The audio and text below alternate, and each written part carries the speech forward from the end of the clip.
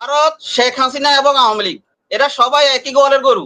এরা কখনো চায় না বাংলাদেশ মাথা উঁচু করে দাঁড়িয়ে থাকুক। বাংলাদেশের ঐতিহ্যবাহী একটা প্রোগ্রাম হচ্ছে প্রত্যেক বছরে তাবলিগের জামাত। তাবলিগ হচ্ছে একটা প্রাইমারি স্কুলের মতো, প্রাইমারি শিক্ষার মতো এদের মানুষকে শিক্ষা দিয়ে থাকে। কিন্তু এরা এখানে দুইটা গ্রুপ সৃষ্টি করে এদেরকেও ধ্বংস করার চেষ্টা করতেছে। ৭১ সালে এত সামরিক কর্মকর্তা ৯ মাস যুদ্ধ শত্রুপক্ষ হত্যা করতে পারে নাই।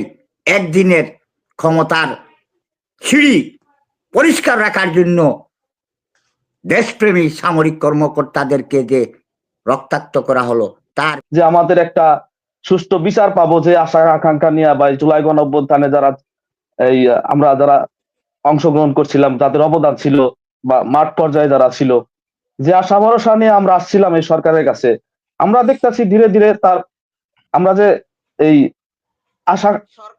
সবকিছু আসলে ধীরগতির সিদ্ধান্ত গ্রহণে ধীরগতি এর অন্যতম কারণ হচ্ছে একটা জিনিস হচ্ছে শিক্ষক এবং শিক্ষামন্ত্রী দুইটা আলাদা বিষয়। শিক্ষক একরকম শিক্ষা দেন, কিন্তু শিক্ষামন্ত্রী সমগ্র বাংলাদেশকে শিক্ষা দিয়ে থাকেন বা পরিচালনা করে থাকেন। এদের অভিজ্ঞতার অভাব। ওনারা স্ব পেশায় অভিজ্ঞ, কিন্তু রাষ্ট্র পরিচালনায় ওদের কোনো অভিজ্ঞতা নাই। আমাদের সব রাজনৈতিক দলের উচিত এই ইউনূস সাহেবকে প্রেসার সৃষ্টি করে অভিজ্ঞ লোকজনকে নিয়োগ দেওয়ার জন্য। একটা বিষয় দেখেন, ভারত, শেখ হাসিনা এবং আওয়ামী লীগ এরা সবাই একই গোয়ালের গরু। এরা কখনো চায় না বাংলাদেশ মাথা উঁচু করে দাঁড়িয়ে থাকুক। বাংলাদেশের ঐতিহ্যবাহী একটা প্রোগ্রাম হচ্ছে প্রত্যেক বছরে তাবলিগের জামাত। তাবলিগ হচ্ছে একটা প্রাইমারি স্কুলের মতো, প্রাইমারি শিক্ষার মতো এদের মানুষকে শিক্ষা দিয়ে থাকে। কিন্তু এরা এখানে দুইটা গ্রুপ সৃষ্টি করে এদেরকেও ধ্বংস করার চেষ্টা করতেছে। আরেকটা বিষয় হচ্ছে দেশের আইন শৃঙ্খলা বিষয়ে আওয়ামী লীগ সবসময় চেষ্টা করতে দেশের মানুষদের তো অশান্তিতে থাকুক। দেশের ব্যবসা বাণিজ্যের দিকে আওয়ামী লীগের এখনো ফেদাত্তা রয়ে গেছে। আমাদের সরকারকে প্রেসার সৃষ্টি করা উচিত। আমাদের মনে হয় যে সাবেক সেনাবাহিনীর সদস্য যারা আছেন ওনারা যদি একটা প্রেসার গ্রুপ সৃষ্টি করেন, যে সরকারকে সবসময় পরামর্শ দিয়ে থাকেন বা প্রেসার দিয়ে থাকেন যে এই বিষয়ে কাজ করার জন্য, তাহলে মানে ওনারা একটু ভালো কাজ করতে পারবেন। ধন্যবাদ আপনার সবাইকে। তোমার চেয়ার নিয়ে আসো, মোড়াটা নিয়ে আসো। ধন্যবাদ মনির ভাই সহ শ্রদ্ধাভাজন আলোচকদের আমার সালাম। আসসালামু আলাইকুম। দেখেন, আমি যে বিষয়টা বলতে যাচ্ছি মনির ভাই, ওই স্বামী স্ত্রী দুইজনে ইয়া করতেছে, স্ত্রী বলতেছে আজকে আমরা চলো আজকে যন্ত্রণা শেয়ার করি। কয় কিভাবে? কয় তুমি দরজার চিপায় আঙ্গুল দাও, তারপরে আমি তোমার সাথে মানে কানবো। তাই এই সরকারের সাথে আমরা এই যে এইরকম অবস্থা আর কি, আমরা দরজা চিপাই পড়ছি, এই সরকার আমাদের সাথে যন্ত্রণা শেয়ার করতেছে। এখন শুধু এই মিডিয়ার হত্যাকাণ্ড কেন, আমরা এই জুলাই গণঅভ্যুত্থানে যেভাবে আশা করছিলাম যে আমাদের একটা সুষ্ঠু বিচার পাবো, যে আশা আকাঙ্ক্ষা নিয়ে বা জুলাই গণঅভ্যুত্থানে যারা আমরা যারা অংশগ্রহণ করছিলাম, যাদের অবদান ছিল বা মাঠ পর্যায়ে যারা ছিল, যে আশা ভরসা নিয়ে আমরা আসছিলাম এই সরকারের কাছে, আমরা দেখতেছি ধীরে ধীরে তার আমরা যে এই আশাহত হচ্ছি তার প্রমাণ আমরা দিন দিন প্রতিদিনই পাচ্ছি। এখন আমি যে বিষয়টা বলতে চাচ্ছি মনির ভাই, দেখেন এই মিডিয়ার হত্যাকাণ্ডের এই যে মুন্নিশা, সে যেভাবে এটিএন বাংলায় তখন ইয়া করছিল, লাইভ করছিল, কিভাবে ভিন্ন খাতে প্রবাহিত করছিল, এটা তো হাসিনুর রহমান স্যার সহ সবারই জানা আছে। দেখেন সেই মুন্নিশাকে ধরার পরেও তাকে ছেড়ে দেওয়া হলো, তার মাধ্যমে অনেক কিছুই জানা যাইতো। আরো তো যারা যারা প্রকৃতভাবে জড়িত তাদের তো বিচারের আওতায় আনার তো দূরের কথা, তাদের কিভাবে দায় সারা যায়, আমার তো মনে হয় সেই পথেই সরকার হাঁটছে। আমি হাসিনুর রহমান স্যারের কাছে জিজ্ঞাসা করছি, জানতে চাইছি যে এই মুন্নিশাকে কেন তাকে মুক্ত দেওয়া হলো, এমনকি তাকে এই বিষয়ে তাকে কেন ইয়া করা হলো না। ধন্যবাদ মনির ভাই। জি ধন্যবাদ। মোহাম্মদ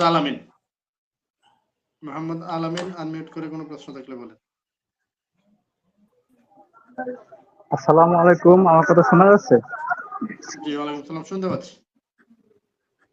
আমার প্রশ্ন হচ্ছে স্যার, আসলে আমার ওই যে বীর প্রতীক হাসিনুর রহমান এবং ওই যে নাজমুল হাসান কলিমুল্লাহ স্যারের কাছে, যে এই 24 স্বাধীনতার পরে সব জায়গায় আমাদের স্বরাষ্ট্র মন্ত্রী একটা কথা বলে যে যে কোনো কিছুতে ধরার জন্য সাংবাদিকদের বলে যে অনুসন্ধানী সাংবাদিক আপনারা তথ্য দিয়েন। তো তারা আসলে কি করে, মানে আমাদের ইন্টেলিজেন্স কি ফেল? মানে এই যে সর্বশেষ ওবায়দুল কাদের সহ 3 মাস থাকার পরেও আটকানো গেল না বা ধরা গেল না কেন? এটা প্রশ্ন। জি ধন্যবাদ। নজরুল ইসলাম। সম্মানিত সঞ্চালক ভাই, অতিথিবৃন্দ, বিশ্বের যে যেখান থেকে দেখছেন শুনছেন, কিছু কিছু বিষয় আছে যারা ওই ব্যাপারে চাকরিরত বিশেষজ্ঞ তাদের মুখেই সাজায়, আমাদের মতো ক্ষুদ্র চকসুয়ারদের মুখে সাজায় না। তারপরেও কিছু প্রশ্ন। হত্যাকাণ্ডের পূর্বদিন কেন 54 জন সেনা কর্মকর্তাকে পিলখানায় স্ট্যান্ড রিলিজ করা হলো? পরের দিন 11টার পরে হত্যাকাণ্ডের তথ্য কোনো গোয়েন্দা রিপোর্টে ধরা পড়লো না, আর ধরা পড়লে সরকার কেন সে অনুযায়ী ব্যবস্থা নিলেন না? হত্যাকাণ্ডের পূর্বে সাইরঙ্গের একটা গাড়িতে সশস্ত্র কিছু ব্যক্তি ঢুকার পর হত্যাকাণ্ড ঘটিয়ে সেটা সোজা এয়ারপোর্টে চলে গেল, সিসি ফুটেজ আছে, চলে গেল। সেটা কোন দেশ থেকে আসলো, কোথা থেকে আসলো, কার আদেশে আসলো, সেটাও আমরা আজ জানতে পারি না, আজ জানার সময় এসেছে। শেষ কথা, বর্তমান জেনারেল জাহাঙ্গীর সাহেব কর্তৃক গঠিত একটা তদন্ত কমিশন রিপোর্ট পেশ করলেন তিনি, সেটাকে প্রতিকারের সিঁড়িতে টাই দেওয়া হলো না, তার সাথে আরেকটা তদন্ত কমিশন রিপোর্টও টয়লেটের টিস্যু বানানো হলো। আমরা এই দুটি তদন্ত রিপোর্ট এখন জনসমক্ষে প্রচারের দাবি করছি। সব শেষ কথা হলো, যারা মৃত্যুবরণ করেছে